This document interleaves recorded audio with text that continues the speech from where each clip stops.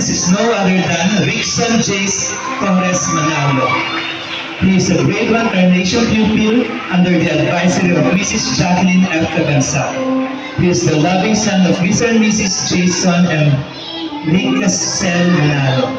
Jovelyn is a 1 Camellia pupil under the advisory of Mrs. Elizabeth Pinita. She is the loving daughter of Mr. and Mrs. Jonathan and Evangeline Carrillo.